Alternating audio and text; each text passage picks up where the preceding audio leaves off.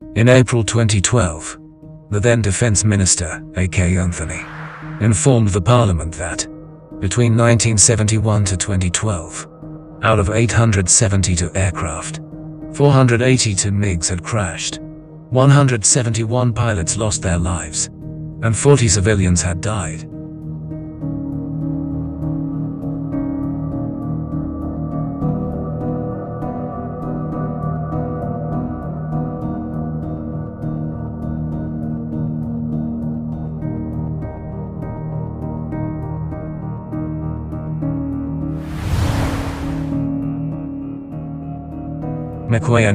MiG-21 is a simple, lightweight and reliable supersonic jet fighter and interceptor aircraft designed by the Soviet Union.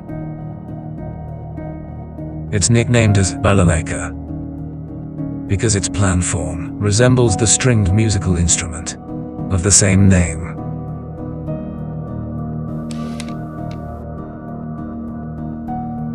The MiGs were cheap, maintenance was low and was easy to service during the 1960s. In the mid-1980s, it cost India only around 3.5 crore rupees to manufacture a MiG-21, while a Mirage 2000 or Jaguar fighter was worth at least 10 times more. The MiGs could detect the enemy, climb the altitude quickly, and attack them before they can pose a threat. Single-seat, single-engine, supersonic, all-weather, day-night capable aircraft produced by the MiG-21 Design Bureau in Moscow was an improvement on prior generations of the MiG-17 and MiG-19. So after the defeat in the 1962 Indochina War, India reached to the US for high-altitude supersonic interceptors, but the US rejected it.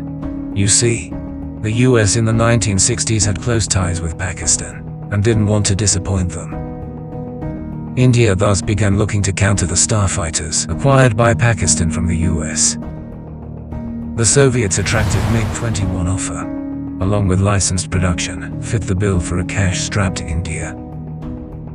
Hence, India bought the MiG-21 from the Soviet in the year 1964. However, this wasn't used until the Bangladesh liberation happened. In 1971, during the liberation of Bangladesh, MiG-21 had shot down Pakistan's 4 PAF-104, 2 PAF Shenyang F-6, 1 PAF American F-86 Sabre, and 1 Lockheed C-130 Hercules.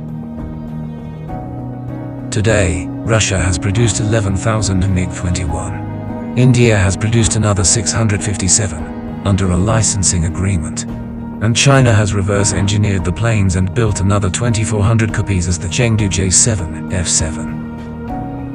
India is the only country where the MiGs are in service till today. Even the manufacturer of MiG-21, Russia, has retired this combat aircraft decades ago. Other countries have placed the MiG aircraft in the museum.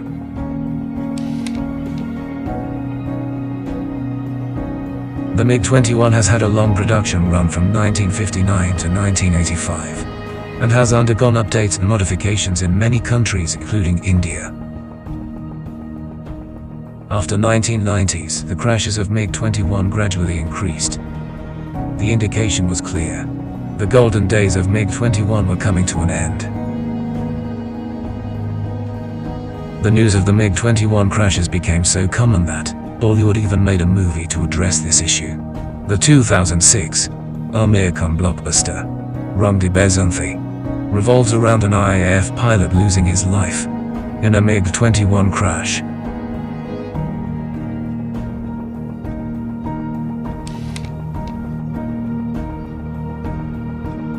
The crashes were due to the manufacturing standards of HAL, and also due to the Indian-produced old Tumansky 25-300 engines powering them. Many experts believe the MiGs were good at maneuvers and was difficult to handle the plane. Many pilots confessed constant landing problems.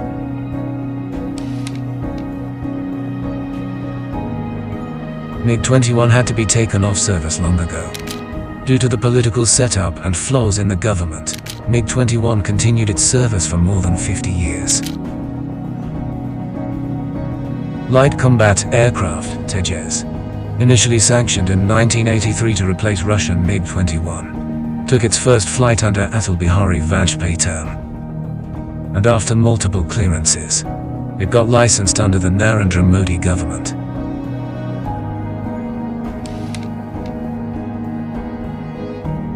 Budget allotment to the Air Force sector must increase.